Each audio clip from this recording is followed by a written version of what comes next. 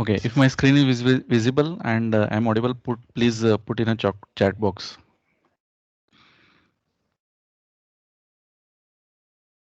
I've hard muted everyone. So if the screen is visible and I'm audible, so just put it in a chat box. Yeah, okay.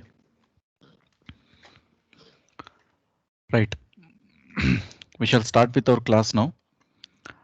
Yesterday, we solved a few of the numerical examples on composition of concurrent forces. That is the extended version of the parallelogram law of forces. And we saw some of the simple numerical examples.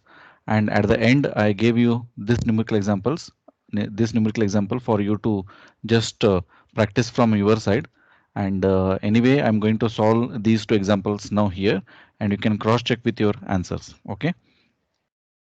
Now here you have been asked to find out what is the uh, magnitude of the resultant of all these forces, and also you can see we will see that the resultant of all these forces will become zero, right? What is the meaning of that, and what does that mean?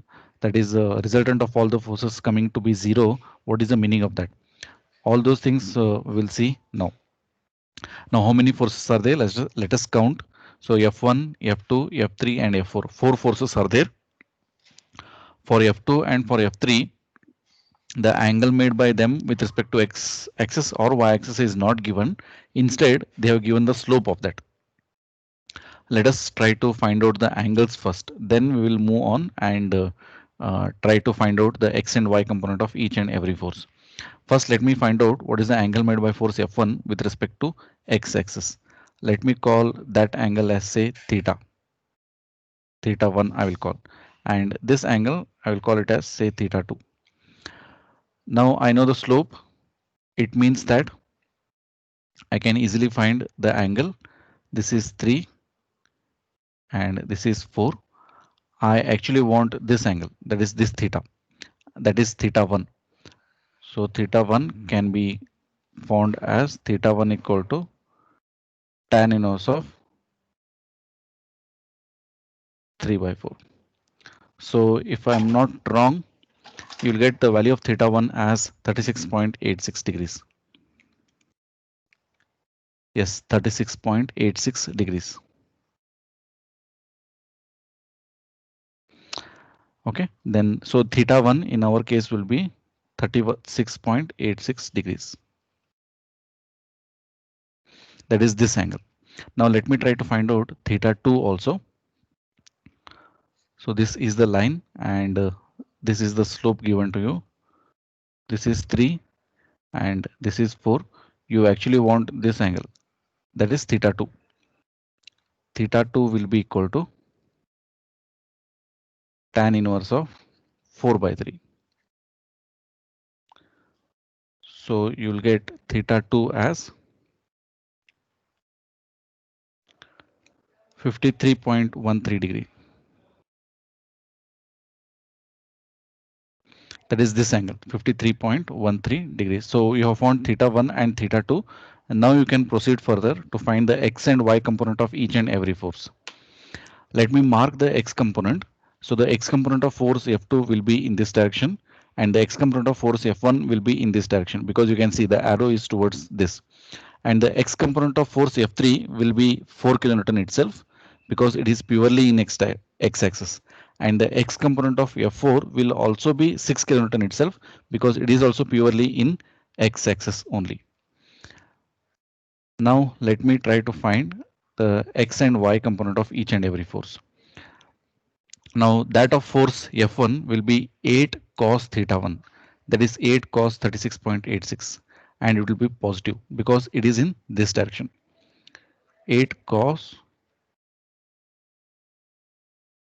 36.86.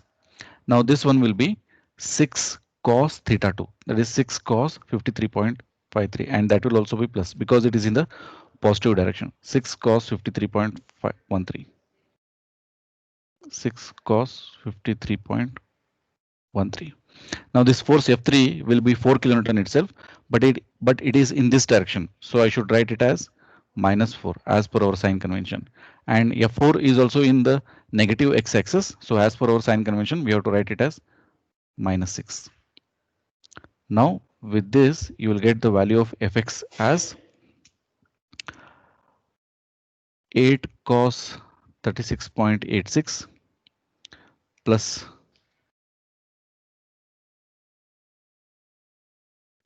6 cos 53.13, 6 cos 53.13 minus 4 minus 6. So you will get as almost 0.008 something like that. Now I can assume this as say 0 kilonewton. Fx I can assume it as 0 kilonewtons because you are getting 0.00 something like that. So it is not having any meaning at all. Now let me find the y component of each and every force. The y component of force F1 will be in the downward direction. Y component of force F2 will be in the upward direction.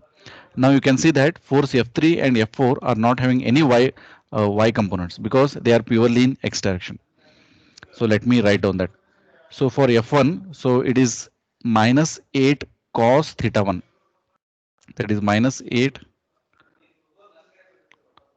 cos 36.86. And for F2, it will be plus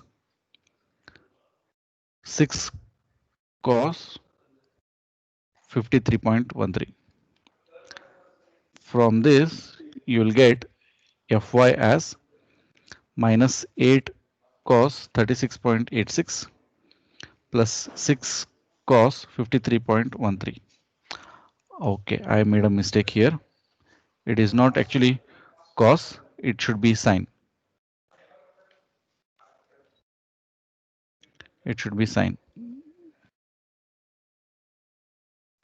Okay, because minus 8 sine 36.86, that is this one will be minus 8 sine 36.86 and this one will be plus 6 sine 53.13. So minus 8 sine 36.86 plus 6 sine 53.13. This also you will get 0.001 something like that, and you can assume that this as 0 kilonewtons, right? So you know that both fx and fy are 0. What is the meaning of that? You're bound to get resultant also as 0. Now what is the meaning of resultant coming to be 0 kilonewton is, okay, at this point if you apply forces in this fashion, it means this point will not move at any direction, right? Because the resultant is 0 on this point. So it is not moving in any of the directions and it is not having any magnitude. So the point before applying all these forces will remain at the same point even after applying the all the forces. That is the meaning of resultant coming to be 0.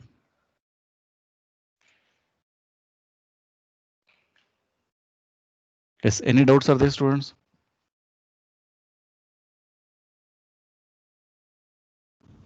So can I ask? Yes. So answer is coming in decimal, but it is not in zero, sir. No, see, in civil engineering or in mechanics, 0.00 something like that is not having any meaning at all. Of course, 0.00 something will be having some meaning in CS or EC, those branches, but in civil engineering, 0.000 something like that is not having any meaning at all. It should be regarded as 0 kilonewton itself. Okay, sir. Yeah. Thank you, sir. Also, what happens when you try to find out theta 1 and theta 2, you have taken only two decimal places, right?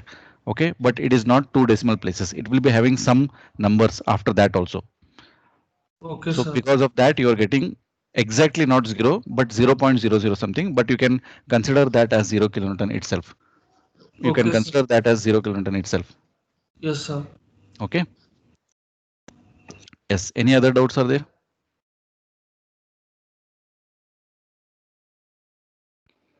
Students, any other doubts are there?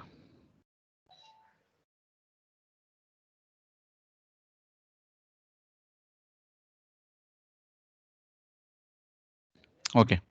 So if no doubts, let us move further and solve the next example also.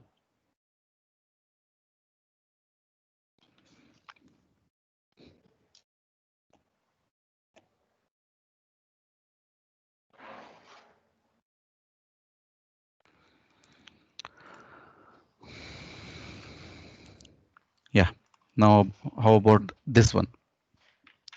Now here you have been asked if the magnitude of the resultant force acting on the bracket, this is called a bracket. Okay.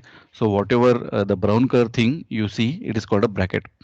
If the magnitude of the resultant force acting on the bracket is to be 450 Newton, means he has given the value of resultant, that is R, directed along the positive U axis, right? So this is actually your U axis.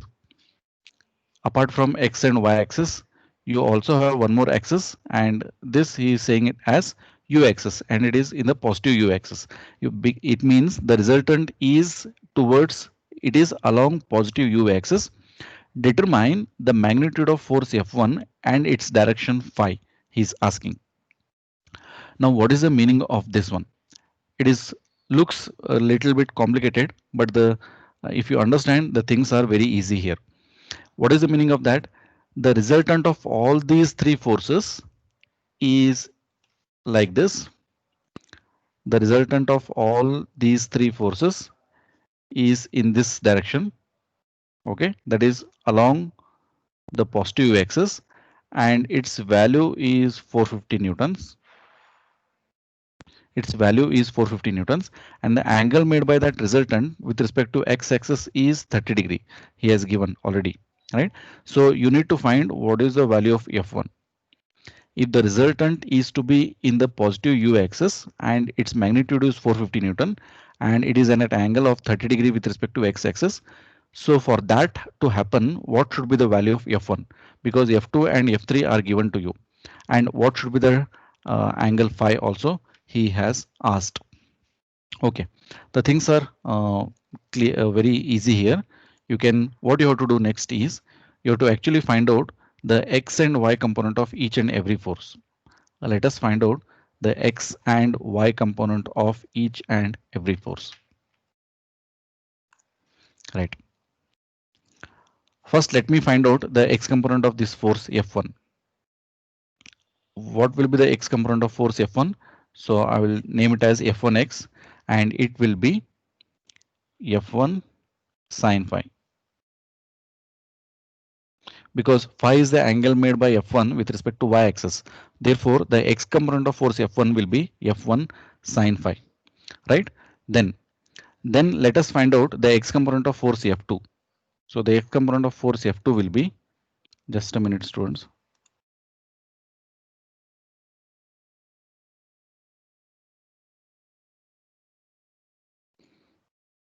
Okay.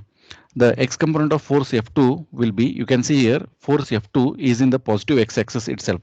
So the x component will be 200 Newton itself. Right? And now when you want to find the x component of force F3, and it will be in this direction. Okay, but the angle is not given to you. Instead, they have given the slope. So let us find out the angle made by that force F3. So this is your force F3, and this is the slope given to you. This is 12 and this is 5. Now you want to find this angle. If you find this angle, it is equal to this angle. If you find this angle, it is equal to this angle. Either you can find any of the angles. So let us try to find this angle. I will call that as, say, theta. Theta will be equal to tan inverse of 12 by 5. Therefore, the value of theta will be 67.38.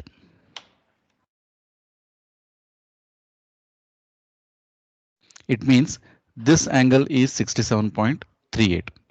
So F2x I can write, it is 200 newtons itself.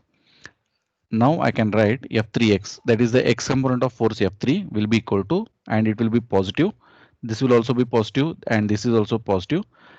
The x component of force F3 will be, now the value is 260 newtons. So 260 cos of 67.38,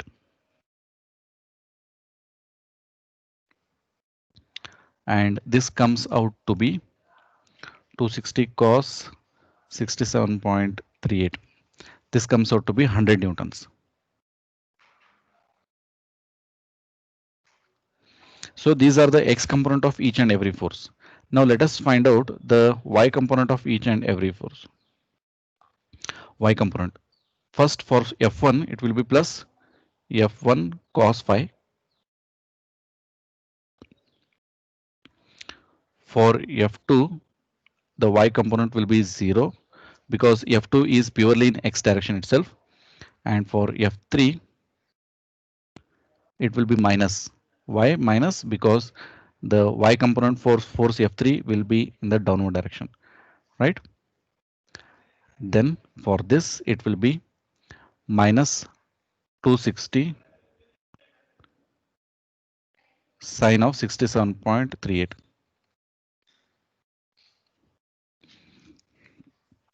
minus 260 sine 67.38. It comes out to be minus 240 newtons.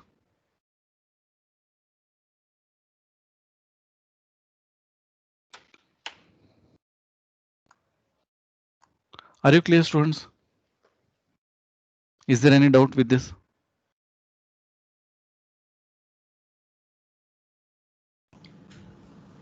No, sir. Everyone have understood how I calculated the x and y component of each and every force? Of course, I don't know the value of Yes. F1, so that's why I'm putting F1 itself. Later, I will find that. Okay, so if that is the case,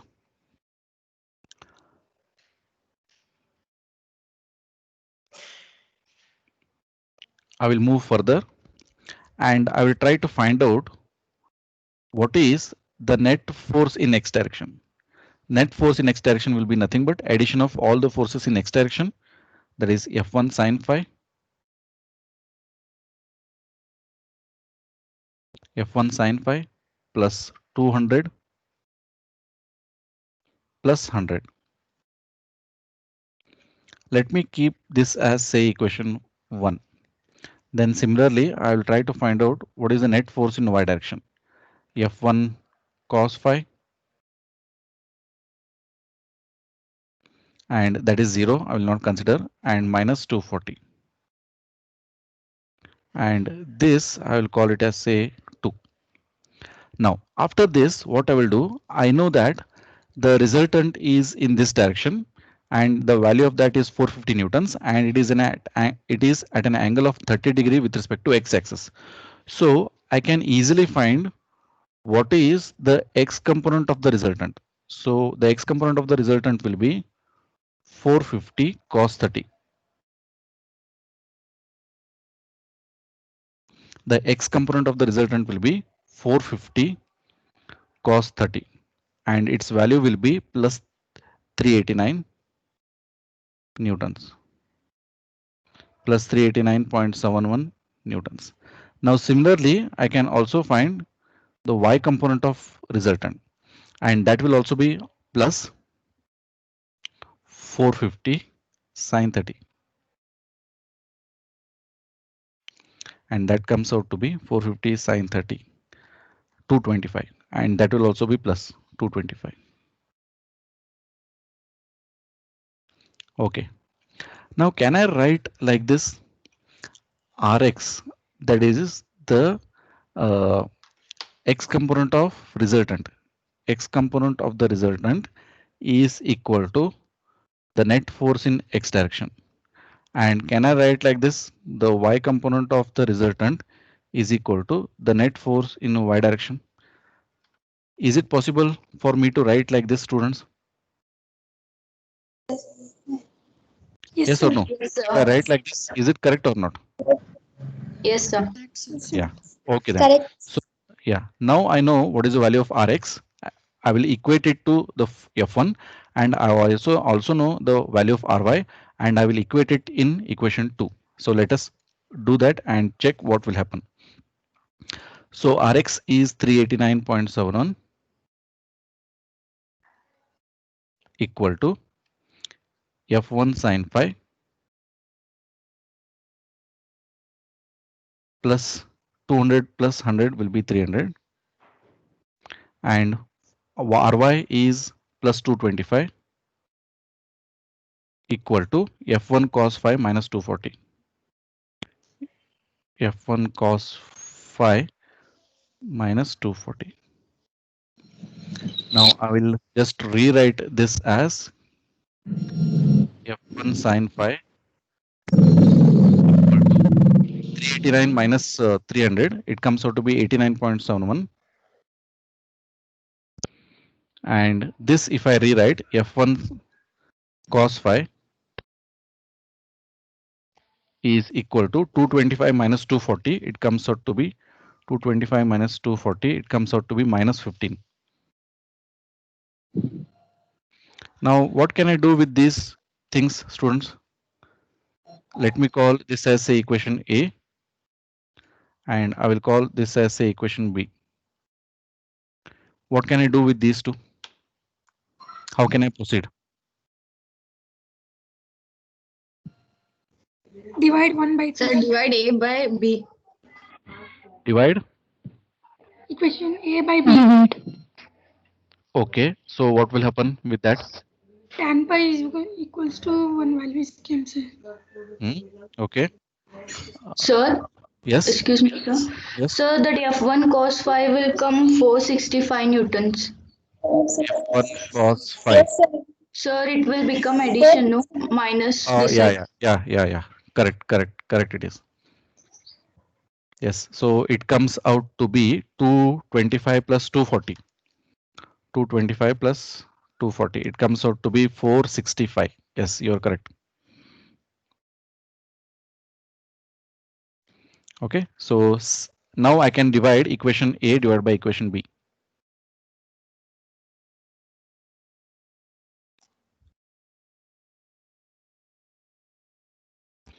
So if I do that, so F1 will cancel with each other.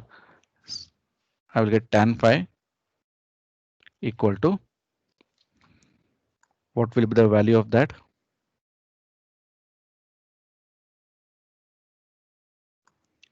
Tan phi will be equal to 89.71 divided by 465.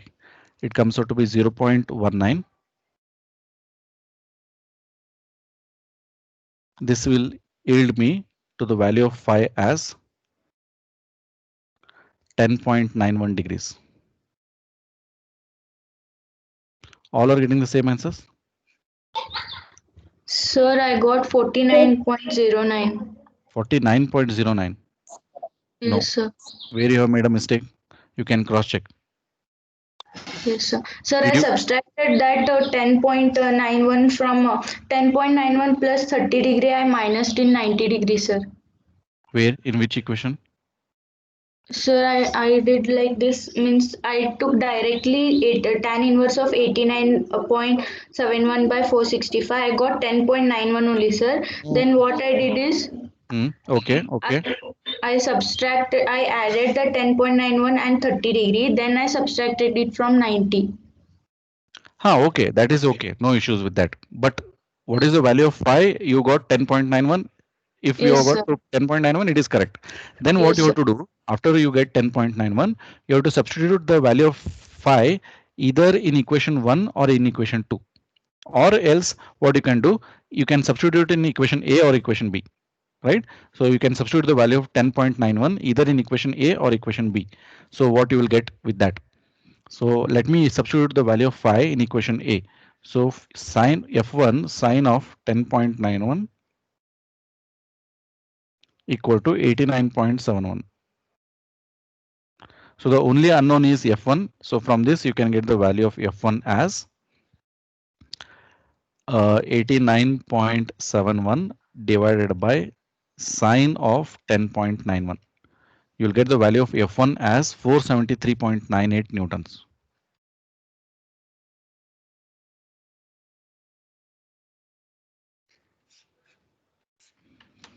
Yes, did you understood? Yes, sir. Yeah. So what they have actually asked you, you can just check here. So they have asked you just to find the value of F1 and its direction, that is phi. So you have found the value of phi as 10.91 and F1 you got 473.98. That's it. Are you clear?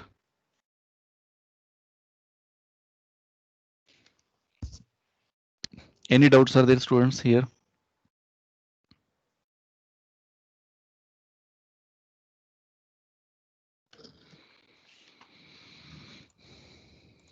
Yes, any other doubts are there? No, sir. No, sir. Okay. So hope you have Sir. understood both the numerical examples clearly. This was a bit easier one, okay, and this was also easier one, but just to distract you, they had given you some U access, something like that. It doesn't matter. You have to read the question carefully twice or thrice, then you have to start attempting that one. Most of the questions in the exams will be like this, the last one, right? So just to distract you, they will give you some positive U access and all those things, and then you can just proceed further and find out X and Y components. Are you clear? Yes, sir. Yes, sir. Yes, Yeah. sir. Yes, sir. Okay then. So what I will do here, I will just stop the class now because after this I need to start with the next concept, that is the composition of non-concurrent forces or the moment of a force, that I will start. For that purpose, it will not be over in just 15-20 minutes. So we'll stop the class now and I will proceed further. And in the next class, we will start with the next concept called as moment of a force. Okay. So if you have any doubts, you can ask, or else I can just end the meeting now.